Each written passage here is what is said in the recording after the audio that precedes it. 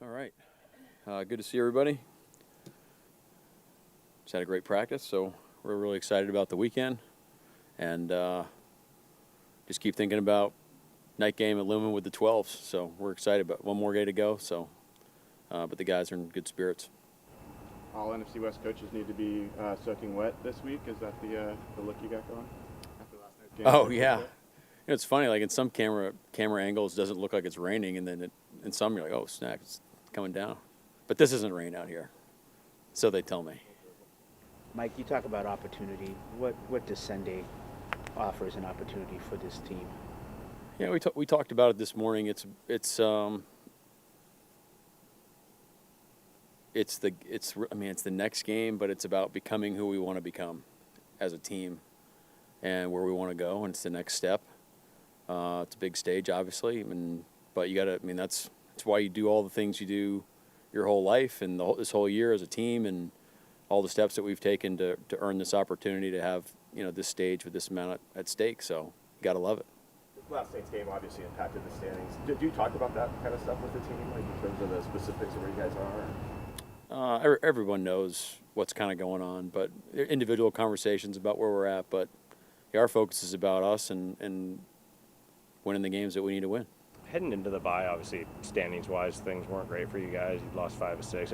We never really heard the players seem to get down on that or lose faith. What do you think about this team has kept them together to get back to where you are now? Our leaders deserve a lot of credit. We love our guys, and I think they've done a great job of staying steadfast in what we're trying to create. And I think you just need to be consistent. And like, we weren't getting the results that we wanted, but I felt like the guys believed in the things we were trying to get done, and it felt like there was progress going on. So those types of things, I kept everybody together. But our players deserve a lot of credit for keeping the faith and staying poised and staying together, and that's why we love them. Where's Ken at with his injury?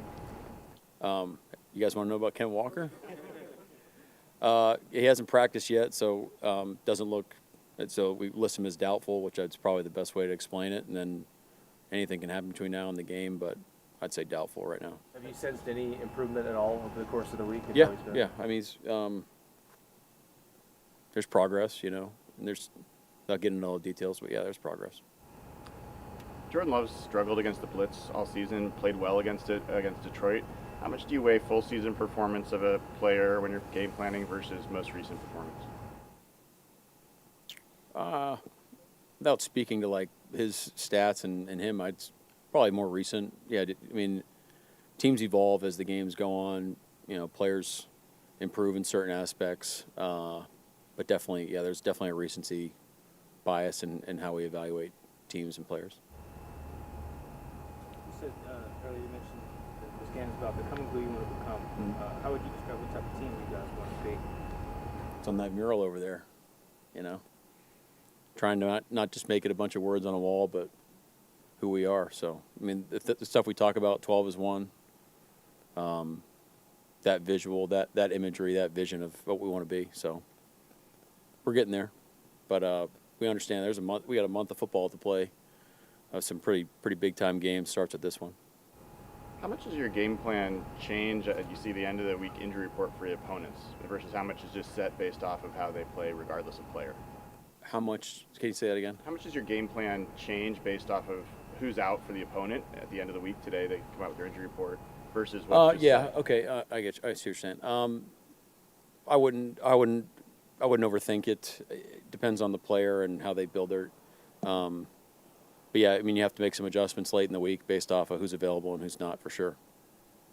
What are you hoping to see from Zach with another week as a starter? Yeah, keep building, keep running it tough, take care of the rock, finishing runs, doing what he does. Catching the balls out of the backfield, doing a great job in protection. He's done that the whole season. And Kenny Mack and George as well, if George is in there instead of Ken. What have you liked about George? Man, you guys have been exposed to George since he's been here. This guy's really tough. Can block on the perimeter, can run all the runs. A lot to like about George.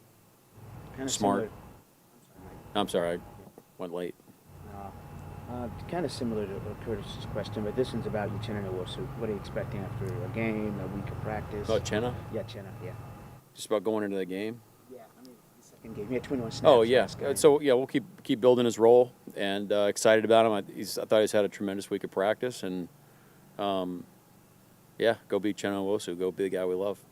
I was gonna say, Josh Jones obviously kind of held on to that job for the last month. What did you kind of like about him?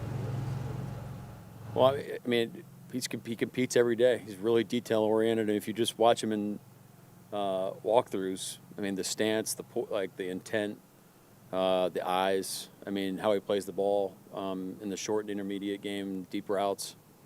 He's just really on his details. So all that stuff shows up on Sunday where he can go play confident, go play fast. So he's doing a great job. Is there any concern that Trey Brown might need to go on IR or anything for the hamstring?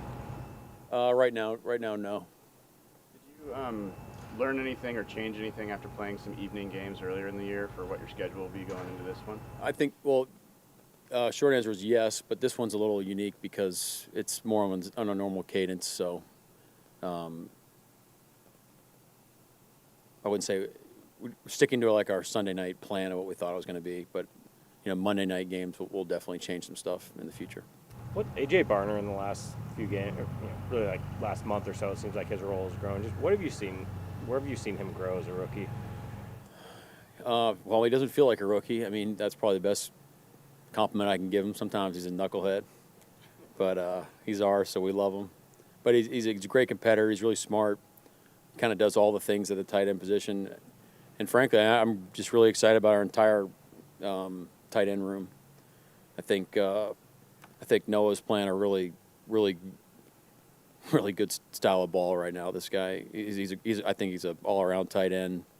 And then Farrow, I think we've just appreciate his leadership, his contribution on special teams, being able to catch the ball like on extended plays in the flat and some of the movement stuff, and then one of the best blockers in the league, I think. So I think we got a great complimentary. Brady Russell, I mean, just guy's a Seahawk through and through. We love him.